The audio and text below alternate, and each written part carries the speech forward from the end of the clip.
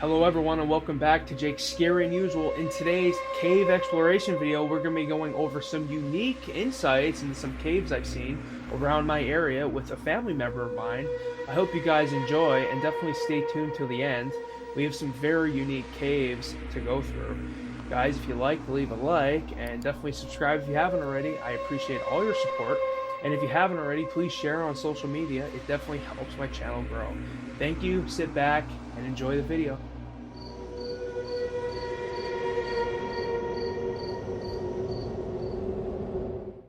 In my younger years, when I was a teenager, I really enjoyed cave exploration and mountain trails. I used to always go with my uncle or cousins or sister. It was a very unique experience, always doing something different, especially in my teenage years. I really enjoyed hiking and stuff like that. And we'd always go into different caves, and today we're going to be going over a few of those different caves. The first cave is, about 10 to 15 minutes away from actually where I currently live. We're in Northeast Pennsylvania. There's lots of caves and lots of old mines. There's a lot of unique and individualistic things around here, that not everyone get to see anymore. A lot of these caves or mines have been blocked off, because they don't want anyone going in them, nor do they want anyone near any of the trails that they lead to them. Because if anyone can get down in there, they get lost, stuck, or hurt, that's it. They might not be able to be heard from ever again. It might be the end of them, for example. So as me and my family member go into this cave, the first cave, we're walking up this hill, and then you see the cave on the right.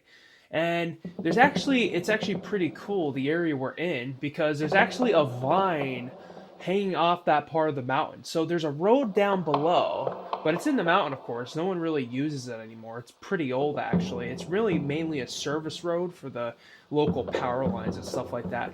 But above that, there's a vine, and you can actually go swinging on that vine. I actually even believe they used to use it as a tire swing as well. So on the right side of that, so as we're coming up, me and my cousin were coming up. On the left is that road. As we're coming up and going into that cave, there's actually a bunch of chairs out there, and it's actually a cave you can walk into. So this is actually the first cave I mentioned earlier on in the video. So there's a bunch of decorations and lawn ornaments out there. It's pretty cool. And actually, it's a very good view of the valley in Northeast Pennsylvania. It's really cool. There's all this unique views and different sites and stuff like that. It's just a very interesting experience, to be able to go see these caves and potentially old mines. Luckily I haven't really encountered too many of those. That's the last thing I want to do is encounter mine, not know it's there and fall in.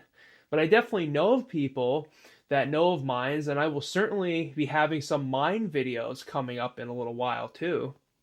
Stories from other people and also some of my own. So as we're going right into this cave, we're like, okay, this isn't too dark. It was actually a very sunny day at that very moment. It was actually very bright outside, and a lot of the sunlight was actually coming inside that cave at that very moment. So we're going down deeper into the cave, and mind you that this is very flat. It's a very walkable surface. You can actually go in there very easily. There's nothing really to trip on or anything like that. So as me and my cousin are getting deeper into this cave, and you can walk relatively easily when you first get in there. But as you get down in more, it actually starts going at a slope. And not only that, it's starting to get darker. But it's also widening out a little bit. It's a pretty cool cave, I would say. A lot of locals even know about this cave, You can even see it from the road down below. But as we're going deeper in, we're starting to crouch, really getting down in there, and then it's getting way, way darker. I mean, we're barely able to see at this point. So we get our lights, our flashlights, and they're not great flashlights, mind you. They're kind of crappy. And when you turn them on at this point in the cave, because of that slope that goes down and you have to crouch under it, it's extremely dark in this cave at this point. It's like, what is around the corner, what's on the left and right sides of this cave? because we were at this point where there's actually a mound in this cave we had to go climb over. So as we're climbing over this mound with our flashlights, barely seeing where we're going, these lights, the light when it would actually go straight, everything around that light, it was not even a great light. You could barely see anything else, if anything at all. It was pure black wherever that light line is. Everything around it you couldn't see at all. It was actually pretty spooky in this type of situation because we didn't know if there was any bears in there. We didn't know if there was anything living in there that might jump out at us, or maybe even someone sleeping in there. You don't know in these areas of Pennsylvania. You might not know who or what you'll encounter. So we're going down over that little slope, and there's that mound. On the left and right, it goes deeper into the cave. And on the right side, you can see it actually goes down at another grade. And you have the light over there, and it's so dark at this point. Our light's barely working. It's only working in a very streamline, okay? And we're like, okay, we need to get out of here. And something started spooking us. We started getting the chills, and we started having this very eerie feeling. We're like, we need to get out of here now. This is not the time to be in this cave. So we look around more, and we swear we saw something to the right of us as we got in that cave. Right as we're about to leave, we hear noises, and we're like, we need to get out of here. Because there's potentially a bear or something living in this cave, and we did not want to stay there to find out. I certainly didn't, and nor did he. So we ended up jumping back over that mound, crawling through. Luckily we didn't lose our flashlights, because that's the last thing we need to do, is lose our lights, our source, to get out of that cave, because the light was completely blocked from getting in that part of the cave. So we're crawling through it, we get out, and then we have to go, and we're running like 0.2 of a mile. We have to run through this cave portion. That's how far back we were in this cave. We didn't see any mine carts or anything, but I do have a feeling, and he also had a strong feeling, that was part of the mines of old. Even though this was higher up in the mountain, sometimes they would start the mines higher up and then dig through to get the coal. So we make our way out, thankfully, and we're like, okay, we're not going in there again. That spooked the hell out of us, and we were very concerned and just shaken to our cores, with that feeling we had, that overwhelming dread feeling, and that like something was watching us in that cave. It was just very, ominous and kind of spooky, and it was so dark. I haven't ever experienced anything so dark before. Like, you're in there and you can't see. You can't make out anything in the dark because it's that black. It's pitch black.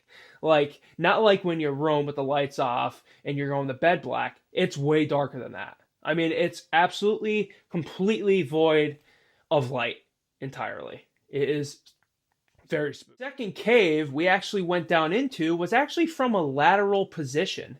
So as we're coming down this bend up on the mountain, you're going down the trail like this, and it goes over, and there's a tree over here, and there's a rope tied to it.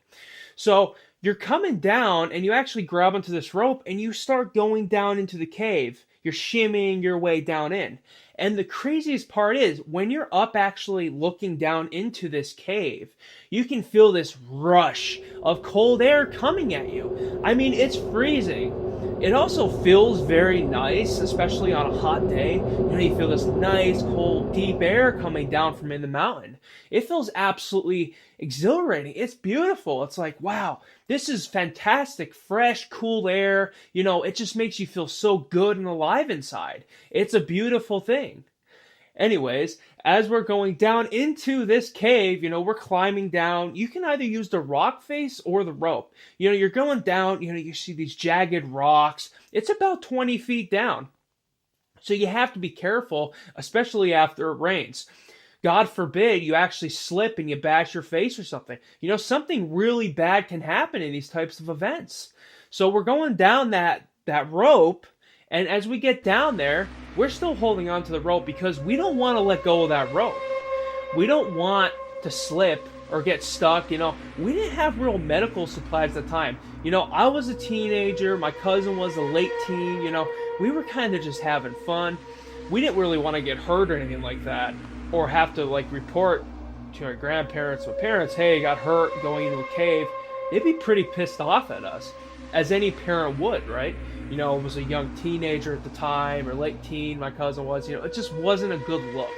So as we get down in there, we don't have a light this time, but the light goes down at a pretty good angle. We're going down in there, it's moist and wet and just, there's slippery because there's actually some moss down in this cave. And it kind of goes like this. So here's the top, and it goes down and it goes in, right? So we're at the top of this, right as we get down in there, and you can see a crack. And in that crack, you can see it goes down way deeper into the cave. But the light luckily can show us that, but we're not clearly going down there. We have no hiking equipment. We have no flashlights, so we're not going to try that. But we did hear something actually down in that cave. You can hear like you're growling. So it certainly seems like there was a bear down in that cave.